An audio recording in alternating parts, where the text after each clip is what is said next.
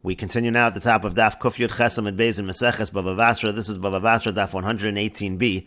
And the previous Amar Abaye said that you see from the fact that the only claims we find in the Torah of people saying they didn't get land in Eretz Yisrael or they didn't get enough land in Eretz Yisrael, the only claims we find are the claims from the Benos Tzlafchad. And from the Bnei Yosef, the Bnei Yosef said they didn't get enough land because they were a very large shevet. So Abaye said you see from that everybody else got a portion and there were no complaints, again, except for those two. And the Gemara suggested, well, maybe the reason why we only find those two is because those were the only claims that they were considered to be valid claims, but maybe there were other people that did in fact complain. And the Gemara says that's not true because Yosef did not get a positive response to their claim. And the Gemara says, well, maybe the reason why the complaint of the Bnei Yosef was listed is not because they got a response that their claim was valid, but because we're learning a lesson from there to avoid the ayin hara. And the Gemara is now in the middle of explaining the conversation there in Sefer Yehoshua, that the response to the Bnei Yosef was, if you have a lot of people, avoid the ayin hara by going into the forests. And now the Gemara continues, Amrulei, they said back to him, the Bnei Yosef responded, Anon mizara de Yosef, we are from the children of Yosef, to lo shalta be'ein abisha, the ayin hara, it does not rule over us. Tichsiv, as it's written in the pasuk, ben Poras, Yosef ben Poras aliyayin, it says that Yosef is a charming son, and Yosef was charming to the eye. V'yamar Rabbi Avo, and Rabbi Avo says, Al tikrei aliyayin, don't read the pasuk as aliyayin, ela oleyayin, that he's above the eye, he's above the ayin hara. That was the conversation with the Bnei Yosef. And the Gemara continues, Rabbi Yosef, Rabbi Chanina, Rabbi Yosef, Rabbi Chanina says, Mehacha, we see from over here, from the following, that Yosef is not subject to the ayin hara. It says in the pasuk, V'yidgu larov b'kerev haaretz, they'll grow to a multitude in the land, and we understand, and that's referring to Menashe and Ephraim, it's referring to the Bnei Yosef, and we understand from that, Madogim Shebeyam, that Yosef is compared to the fish, just like the fish in the sea, Mayim Mechasim Aleim, the water covers them, V'yein ha'ayin sholetus b'hem, and the eye doesn't rule over them, Afzaro shal Yosef, so too when it comes to the children of Yosef, Ein ha'ayin sholetus b'hem, the eye does not rule over them. And the Gemara continues at the two dots. The Brisa said, Meraglim Yehoshua v'Kalev natlu chelkam, that when it came to the spies, Yehoshua and Kalev took their portion. And the Gemara says, Minohani Mili, from where do we know this? Amar Ula says, the Amar Kra, that the pasuk says, Yehoshua ben Nun, v'Kalev ben Yefuna, Chayum and Ha'anoshim Haim, it says, Yehoshua and Kalev, they lived from among those men. Mai Chayu, what does it mean that they lived? Ilema Chayu Mamish, if it means to say, that if you're going to say that it means chayu mamish, that they actually lived and the others died, but that's already written in a different pasuk. The pasuk says, "V'lo nosar mehem ish kim Kalev ben Yefuna v'Yehoshua ben Nun." It says nobody remained from them except for Kalev and Yehoshua. Elamai chayu, rather, what does it mean? Chayu shechayu bechelkam. It means that they lived in their portion. They got their portion in Eretz Yisrael.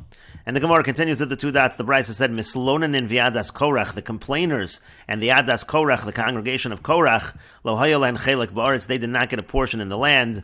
And the Gemara says, V'atanya, but didn't we learn in a Brisa, Meraglim Mislonanim V'adas Korach, that when it came to the Meraglim, the Mislonanim and the Adas Korach, Yehoshua v'Kalev not Luchelkam. Yehoshua and Kalev, they took the portion, meaning it wasn't just divided among everyone, which is the implication of Lo hayol and Chelek Ba'aretz, means they didn't get a portion, and it was just distributed among everybody else evenly. No, it sounds like from this Brisa, Yehoshua and Kalev took the portion.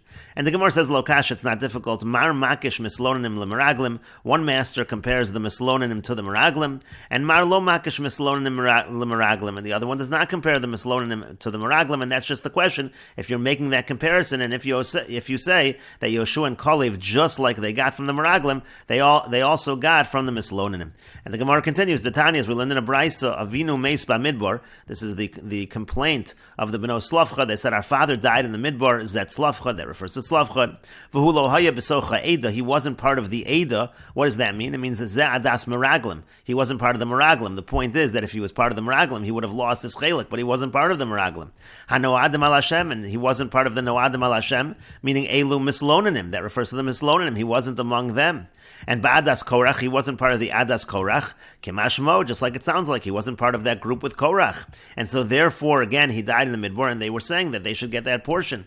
And the point over here is that the pasuk mentions all of these groups, and so therefore, Mar Makish Mislonanim Lemeraglim, one master compares the Mislonanim to the Meraglim, and that's the one that says that Yehoshua and Kalev got that portion.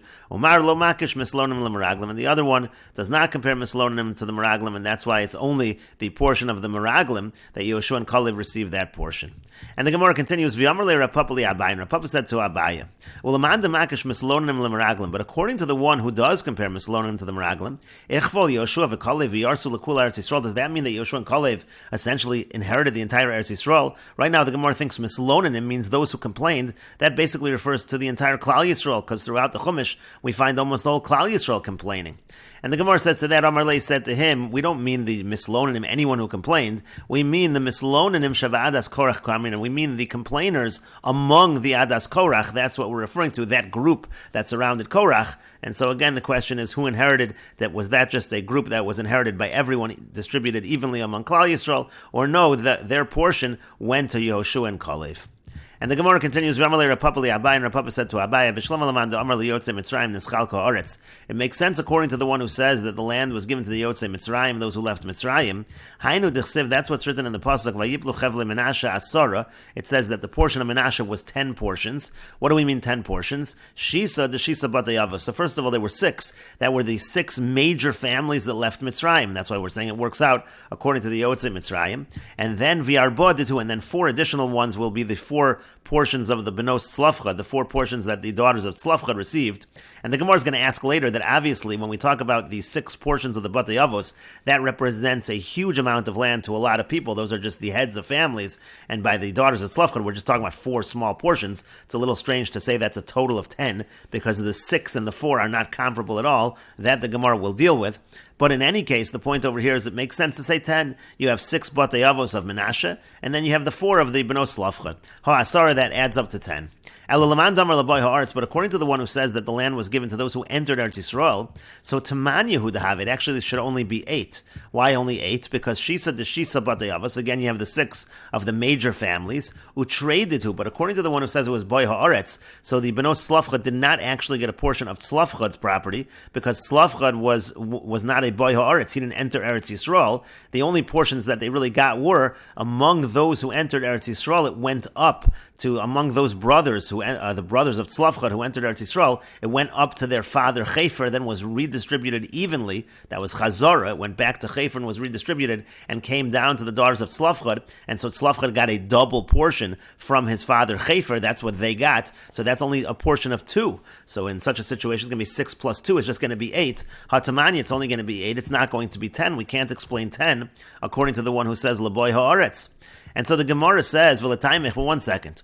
According to your reasoning, if you're going to say that you can explain the 10, but you can't explain, according to the Yotzei Mitzrayim, but you can't explain it according to Boy Haaretz, it's not true.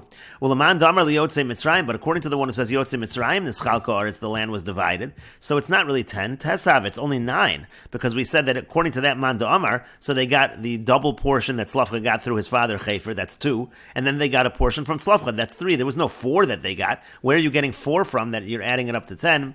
So rather, what do you have to say? You have to say, there must have been one brother of their father who didn't have any children, and they got that portion as well. That's what you're going to have to say. That's how it's 4 instead of 3. So hachanami. So let's say we're going according to the Boy Haaretz, so now they got 2, and you want to get it to be up to 4. So you'll say the same thing. You'll just have to say that there were 2 brothers of their father that didn't have children, and they got those portions, and that's how it adds up to 4.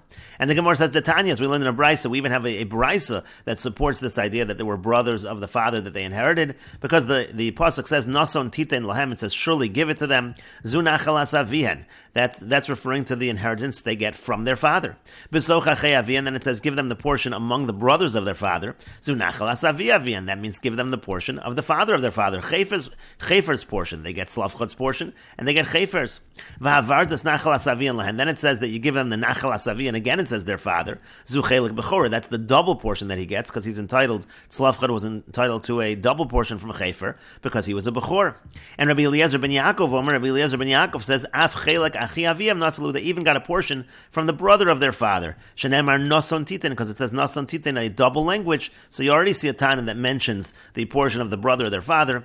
Ulaman damar trei achi da abba havelhu, and the Gemara says, according to the one who says that they got from 2 brothers of their father, so ahu me'achuzas nachala nafka, there's another pasuk, it says achuzas nachala, and that will teach you that there was a second brother that they inherited as well.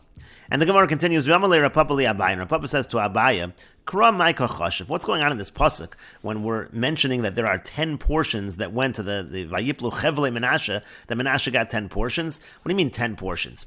Itfolim Kachashiv. If we're mentioning the children over here, meaning the individuals who got portions, so Tuvahava, there's way more than 10. And Batei Avos Kachashiv, and if you're only mentioning the Batei Avos, the heads of families, the major, so to speak, heads of families that got, so Shisahava, so that's only 6. You wouldn't count the Benos Slavchad among those, so it's only going to be a total of 6. And we will continue with this discussion in the next video on Daf Kuf Yud Tes Amud Aleph.